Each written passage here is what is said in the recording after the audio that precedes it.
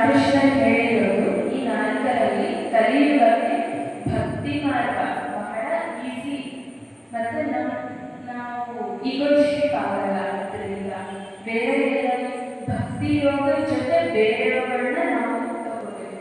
Karma yoga Ramakrishna direct disciples ಥರ ನಮಗೆಲ್ಲ easy ಆಗಲ್ಲ, ಯಾಕಂದರೆ ನಮಗೆ ಈಗೋ ಇರುತ್ತೆ ಅಲ್ವಾ. ಅಂದರೆ we are not cultured eight like those people ಅಲ್ವಾ. ಡೈರೆಕ್ಟ್ ಡಿಸೈಪಲ್ಸ್ ಥರ ನಮ್ಮ ಆತ್ಮ ಇನ್ನೂ ಅಷ್ಟು ಮಟ್ಟಿಗೆ ಏರಿಲ್ಲ, ನಮ್ಗೆ ಈಗೋ ಇರುತ್ತೆ. ಅದಕ್ಕೆ ನಾವು ದೇವರಿಂದ ದೂರ ಇರ್ತೀವಿ. ರಾಮಕೃಷ್ಣ ಹೇಳ್ತಾರೆ ಅದೊಂದು ಪದರ ಅಂತೆ. ಈಗೋ ಅನ್ನೋದು ದಟ್ಟವಾದ ಧೂಳಿನ ಥರನೇ ಇರುತ್ತೆ, ಕೆಲವರಲ್ಲಿ full thin layer like mirror ಇರುತ್ತೆ. ಅವರಲ್ಲೆಲ್ಲ ಅದು ಒಡ್ಕೊಂತು ಅಂದರೆ you will not be there ಅಂತ. ಅಂದರೆ ನಿಮ್ಗೆ ಹೇಳ್ತಾರೆ ಇದೆಲ್ಲ ಭಾಳ ದೊಡ್ಡದು, ಭಾಳ ಅಧ್ಯಯನ ಮಾಡಬೇಕು, ಎಕ್ಸ್ಪೀರಿಯೆನ್ಸ್ ಪಡಿಬೇಕು, ಬೇರೆ ದೊಡ್ಡವರಿಂದ ಇದನ್ನು ಕಲ್ತ್ಕೋಬೇಕಾಗಿರೋಂಥದ್ದು.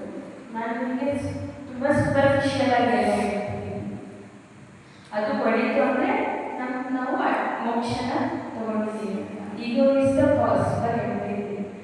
ಈಗೋ is the cause for whatever we are seeing, whatever we are perceiving. Ego ಅನ್ನೋ ಕಾನ್ಸೆಪ್ಟ್ ತುಂಬ ಆಳವಾದದ್ದು ಅಂತ. ನಾವೇನು ನೋಡ್ತೀವಿ, ನಮ್ಗೆ ಏನು ಅನಿಸುತ್ತೆ, ಅದೆಲ್ಲ ಈಗೋ ರಿಲೇಟೆಡ್. ಅದನ್ನು ಕಲ್ಚರ್ ಮಾಡ್ಕೊಂಡ್ರೆ ಸ್ಪಿರಿಚುವಲ್ ಆಗಿರುತ್ತೆ ಅಷ್ಟೇ. ಸೊ ಕರ್ಮಯೋಗ ನಮಗೆ ಯಾಕೆ ಸುಲಭ ಅಲ್ಲ, ನಾವಿನ್ನೂ ಅಷ್ಟು ಪಡೆದಿಲ್ಲ ಅಂತ ಗೊತ್ತಾಗುತ್ತೆ. ನಾವು ಅಷ್ಟು ಇನ್ನೂ ಕಲ್ಚರ್ ಆಗಿಲ್ಲ ನಮ್ಮ ಸಮಾಜ. ಸೊ ಕರ್ಮಯೋಗ ಸ್ವಾಮಿ ಅಖಂಡಾನಂದ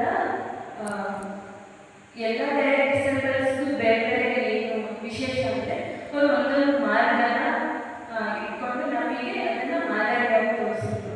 ಎಕ್ಸಾಂಪಲ್ ಅಂದರೆ ಸ್ವಾಮಿ ರಾಮಕೃಷ್ಣಾನಂದ ಅವರು ಗುರು ಸೇವೆಯಿಂದ ನಮಗೆ ಒಂದು ಆದರ್ಶನ ತೋರಿಸ್ಕೊಟ್ರು.